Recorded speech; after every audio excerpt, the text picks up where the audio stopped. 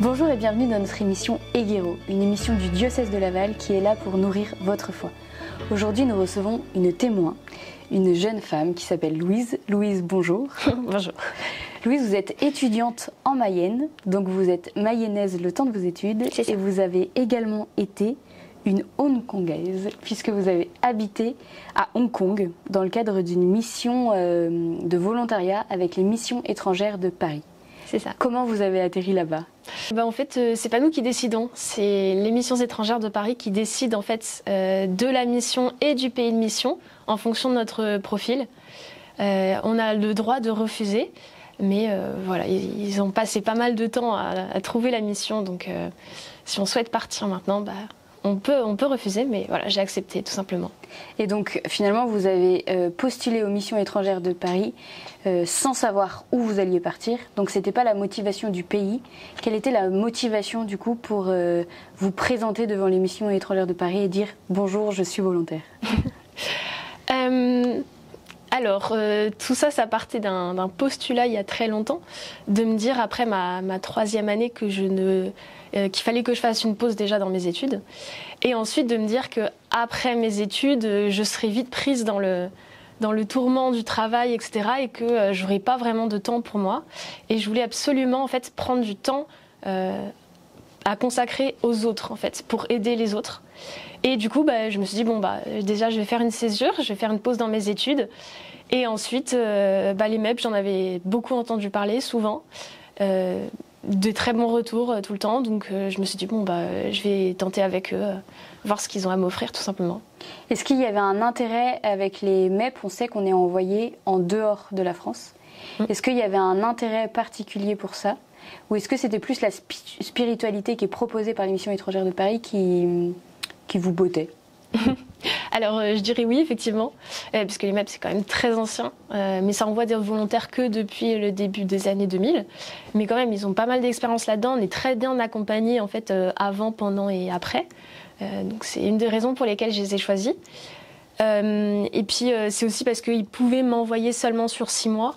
Alors qu'il y a d'autres organismes de volontariat qui préfèrent 1 an minimum. Donc voilà, c'est tout simplement pour ça. Voilà, donc ça correspondait à vos attentes et puis vos réalités de vie qui fait que pour vous c'était plus commode de partir 6 mois. C'est ça. Donc vous êtes parti avec les missions étrangères de Paris à Hong Kong pendant 6 mois. Oui. Quel a été un peu le discernement qui est opéré par les missions étrangères de Paris, puisque vous disiez ils réfléchissent à la mission sur place.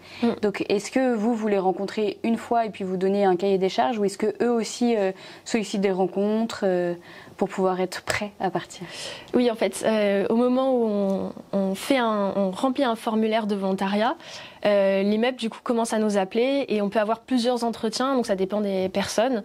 Moi j'ai eu 2 ou 3 entretiens en fait avant, et ensuite pendant 1 semaine on a une formation avec plusieurs autres aspirants volontaires à Paris, et en fait on est vraiment dans la maison MEP, fermé, on ne sort pas de toute la semaine, on reste vraiment à l'intérieur pour vraiment s'imprégner de tout ça.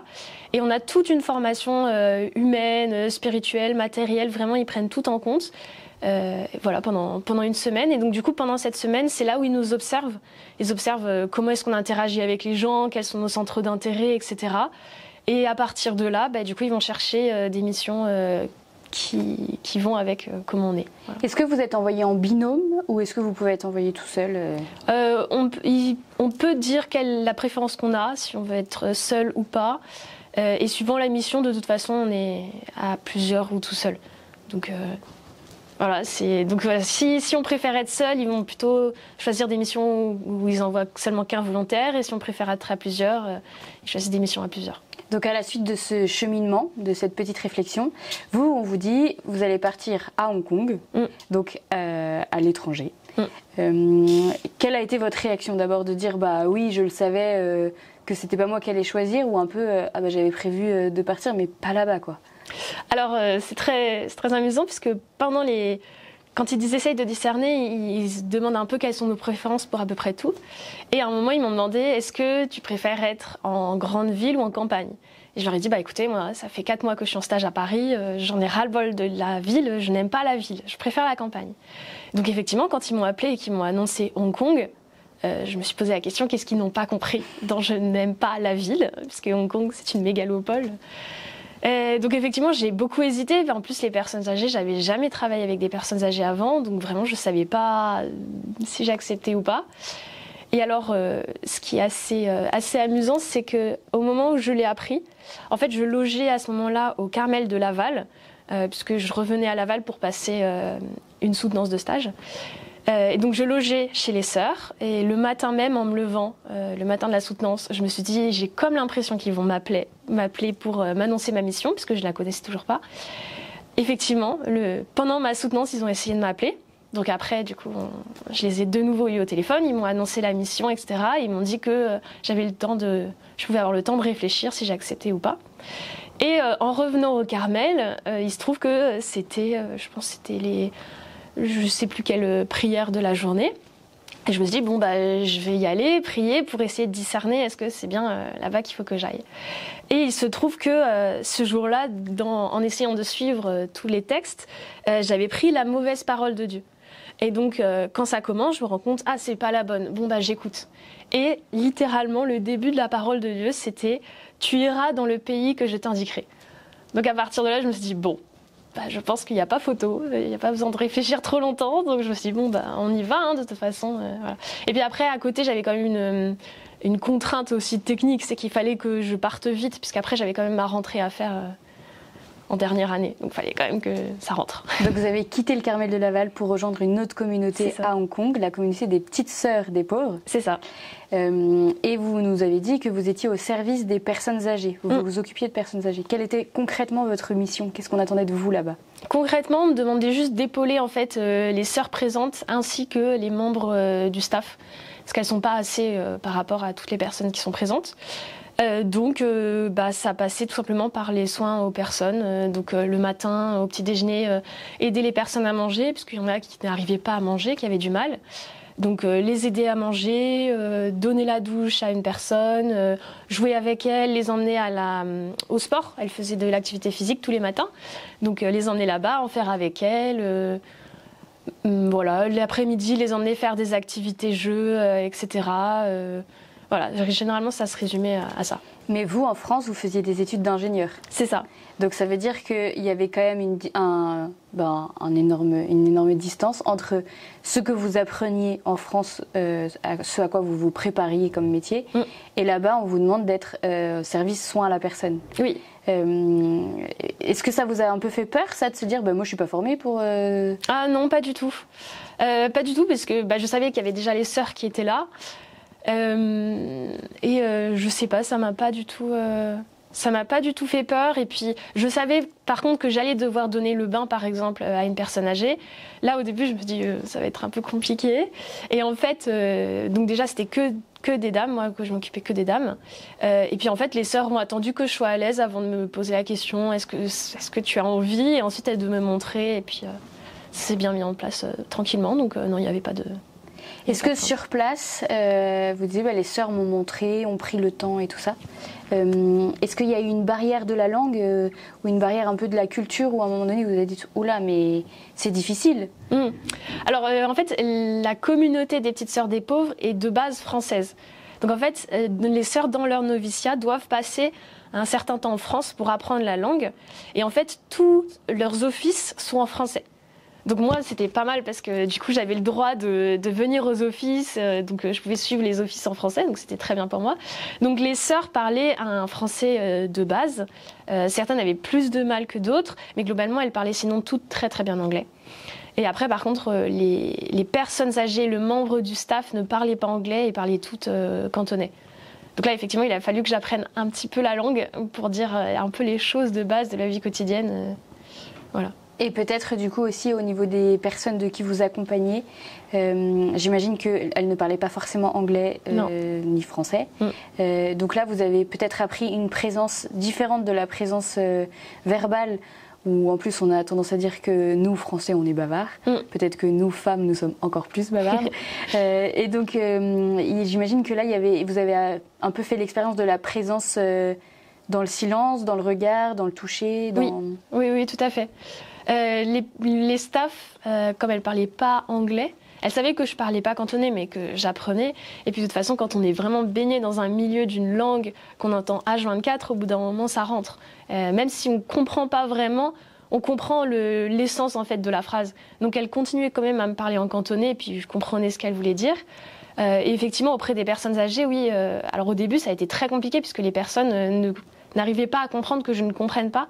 Et donc parfois, elles s'énervaient en essayant de me dire quelque chose, et moi je ne sais pas du tout de quoi il en retourne.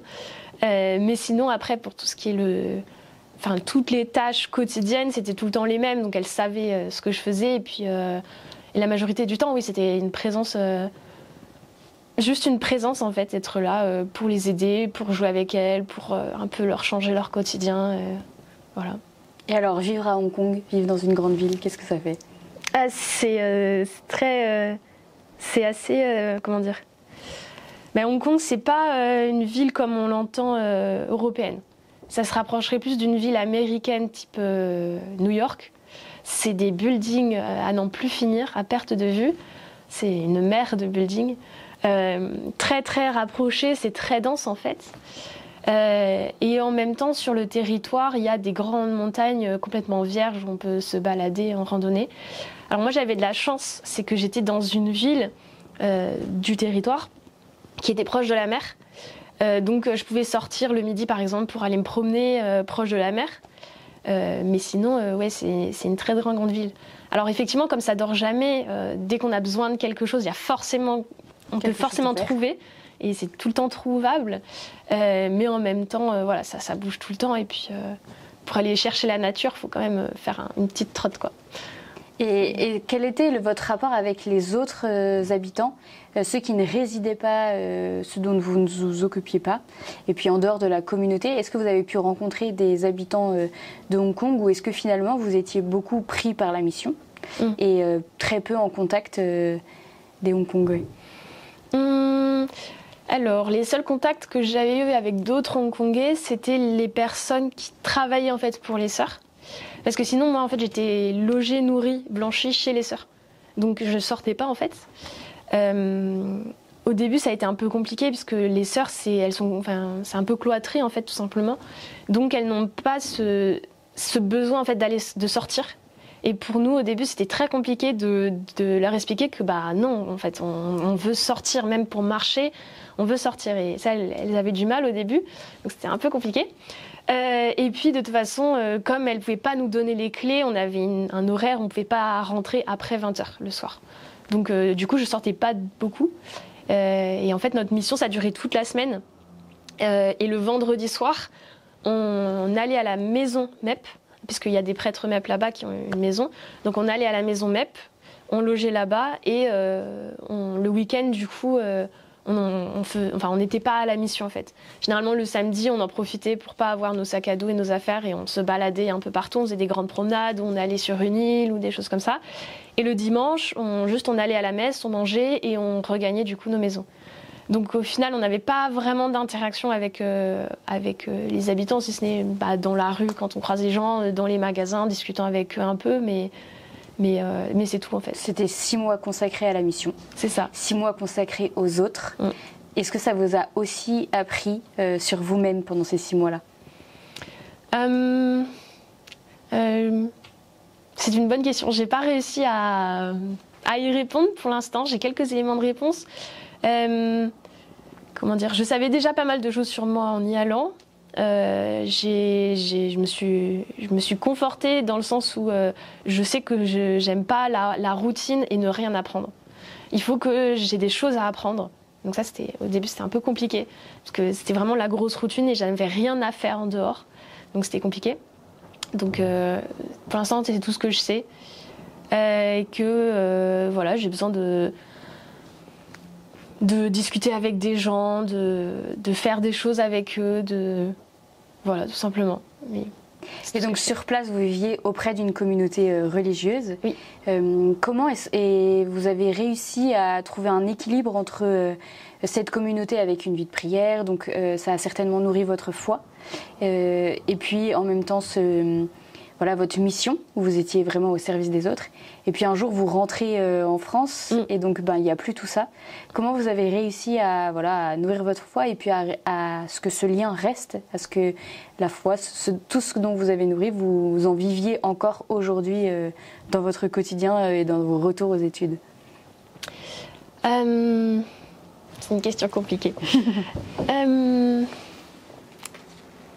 Je dirais que globalement j'étais assez libre en fait par rapport aux sœurs parce qu'elles avaient aussi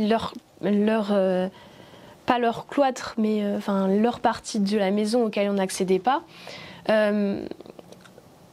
Donc voilà, j'étais assez libre de participer à leurs offices ou pas, aux messes ou pas. Mais c'est vrai que je voulais quand même garder ce lien et puis de toute façon il y avait beaucoup de personnes âgées qui elles avaient la foi et qui avaient qui le montraient, c'était un environnement qui était favorable en fait à la foi et même en dehors de la maison en fait, même dans la rue les gens ça les choquait pas du tout en fait.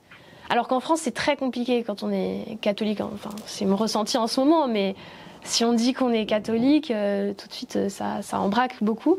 Alors que là-bas, c'est pas du tout un tabou. C'est pas quelque chose qui les gêne. Donc c'est plus facile en fait de vivre de sa foi. Donc voilà, j'essaie un peu de lire pas mal de choses parce que j'avais une petite bibliothèque dans ma chambre. Et puis chez les prêtres MEP, ils ont une bibliothèque immense. Donc c'est pareil, je discutais aussi beaucoup avec les prêtres. Ça, j'avais beaucoup de chance de pouvoir discuter avec eux le week-end. Donc c'est des bons échanges autour de plein de sujets qui tournaient autour de la foi, tout simplement. De retour en France, ça a été un peu compliqué parce que à l'école, c'est compliqué de dire qu'on est catholique, quoi. Je le cache pas si on me pose la question, mais je vais pas le dire non plus ostensiblement. Donc à part aller à la messe, il n'y a plus grand chose, quoi. C'est un peu compliqué là, effectivement. Il y a aussi, on le sait, peu importe quelle mission humanitaire on veut, il y a un temps pour atterrir, où on a vécu quelque chose. Vous pouvez témoigner tout ce que vous avez vécu, Louise. Malheureusement, on n'a pas vécu ça avec vous, donc il y a forcément une distance qui se fait parce que il y a des choses où vous pouvez nous les transmettre parce qu'on voit ça nourrit votre cœur. Puis il y a des choses où on peut faire tous les efforts du monde, on n'arrive pas à comprendre vraiment ce que vous avez vécu. Cet atterrissage peut être un petit peu difficile, un petit peu complexe. Et en même temps, j'imagine que vous pouvez déjà recueillir des choses où vous voyez que vous avez des idées, des pensées qui ont évolué. Peut-être des idées sur le monde, des idées sur le volontariat qui ont changé. Ça, c'est des choses où vous pouvez partager, même quand les personnes n'ont pas forcément la foi catholique. Est-ce que ça, vous arrivez à le partager, la joie de la mission finalement? Ou est-ce que ça aussi, c'est un petit peu difficile et il y a un écart qui se crée quand on rentre, quoi? Je dirais oui, c'est un peu difficile, puisque autant avant, il y a très longtemps, sans les moyens de communication, effectivement, quand on rentre, on a beaucoup de choses à dire. Autant maintenant, comme je gardais tout le temps un lien avec ma famille, par exemple, ou avec mes amis qui me posaient souvent la question comment ça se passe. Et donc, du coup, je leur racontais au fur et à mesure. Ce qui fait que quand je suis arrivée en France, ils avaient plus ce besoin en fait, de me demander ce qui s'était passé. Et moi, je me dis, mais il y a tellement de choses que j'ai envie de leur dire, mais comme ils ne me posaient pas la question, en fait, j'osais pas le dire. Parce que c'est vrai que si on ne pose pas la question, ça fait un peu bizarre d'un seul coup de dire « Oh, au fait !» Donc effectivement, il y a un peu effectivement ce décalage de les personnes ne ressentent pas forcément le besoin de me demander ce qui s'est passé, de me poser des questions sur effectivement mon ressenti, etc. Généralement, ils me demandent juste qu'est-ce que tu as fait, puis je dis je me suis occupée des personnes âgées. Ok, voilà, et c'est tout. Donc il y a un peu effectivement ce décalage-là. Il n'y a pas eu trop de mal à atterrir parce que je savais qu'après, j'avais ma rentrée à l'école. J'avais pas mal de choses à préparer avant, etc. Donc ça allait très vite. Donc j'ai pas vraiment eu de gros décalage. Et puis Hong Kong, comme c'est très occidental comme ville, j'ai pas ressenti même à l'atterrissage là-bas un gros décalage en fait. Il n'y avait pas de problème sur ce point-là. Voilà. Ce volontariat, c'était une année de césure, en fait, dans le cadre de vos études. Est-ce que ça a un peu renversé tous vos choix dans les études de dire, finalement, moi, je veux me lancer dans l'humanitaire, ou est-ce que ça a conforté votre choix des études? Non, au contraire, ça a conforté. puisque en 3e année, je me suis beaucoup posé la question de est-ce que je continue dans mes études, parce que je suis en ingénierie aéronautique, donc dans les avions, et avec tout ce qui se passe en ce moment, le changement climatique, etc., forcément j'ai beaucoup remis en question et je me suis pas mal posé de questions. Et donc cette césure, c'était un autre objectif sous-jacent de est-ce que je continue ou pas dans mes études. Et au contraire, après ne pas avoir vu d'avion pendant 6 mois, j'étais extrêmement heureuse de revoir des avions et de me dire non, en fait c'est vraiment ça que je veux faire. Donc voilà, mais par contre je me dis effectivement quand je vais commencer mon stage, que j'aurai vraiment du temps dans l'après-midi, que je n'ai rien à faire en dehors du travail, là je serai bien partante entre guillemets pour aller auprès des personnes âgées dans les EHPAD, dans les communautés, etc. pour un peu essayer de continuer un peu ce lien que j'avais. Voilà. Si vous deviez résumer votre mission, une mission humanitaire, en 3 mots, qu'est-ce que vous choisiriez comme mot ? Alors, je dirais joie, simplicité et présence. Ouais. Voilà. Est-ce que vous pouviez nous dire quelque chose sur la joie? On la sent, on la voit. La présence, on l'a compris, vous étiez vraiment une présence. Parfois une présence qui peut-être emmenait à l'humilité parce que en fait, vous ne pouviez pas parler, vous ne pouviez pas comprendre, vous ne pouviez pas... Mais vous étiez là. Et qu'est-ce que vous entendez par simplicité? Je dirais la simplicité de vie. Parce que je compare par exemple à quand j'étais en stage à Paris. Effectivement, après le travail, j'avais rien à faire, donc je montais énormément sur Paris, je faisais plein de choses, j'allais voir plein de spectacles, vraiment je bougeais tout le temps. Alors que là, il a fallu que j'apprenne à ralentir énormément mon rythme. Alors qu'avant, j'étais plutôt dans une optique de l'efficacité le plus rapidement possible. Et là, c'était vraiment tout l'inverse. C'était on prend son temps et on prend le temps de faire les choses, même si c'est pas parfait. Donc voilà, c'était une simplicité dans la vie, puisque effectivement, en dehors de la mission, à part visiter des choses pendant les week-ends, donc des temples, faire une randonnée, etc., on faisait pas grand-chose. Et donc du coup, il fallait que j'apprenne à entre guillemets meubler mon temps, parce que je n'aime pas ne rien faire. Et donc c'est là que du coup, j'ai sorti des livres, de la peinture, voilà, un peu tout ça. Donc voilà, c'était la simplicité dans la vie aussi.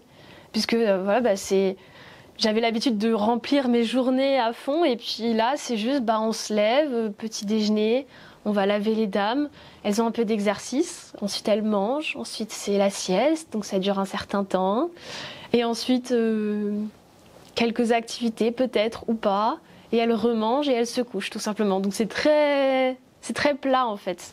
Voilà, donc il a fallu que je réapprenne à être dans un quotidien un peu moins mouvementé. C'est ça. Et avec ce paradoxe d'être dans un quotidien peu mouvementé, dans une ville qui est très mouvementée et qui ne s'arrête jamais. Oui, exactement. Est-ce que vous avez envie, vous vous dites, voilà, aujourd'hui je suis repartie dans les études parce que c'est mon chemin qui m'y conduit, mais est-ce que vous vous dites, un jour je repartirai en mission? Je pense, oui.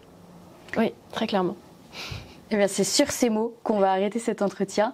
Merci beaucoup de nous avoir donné envie et donné le goût de la mission.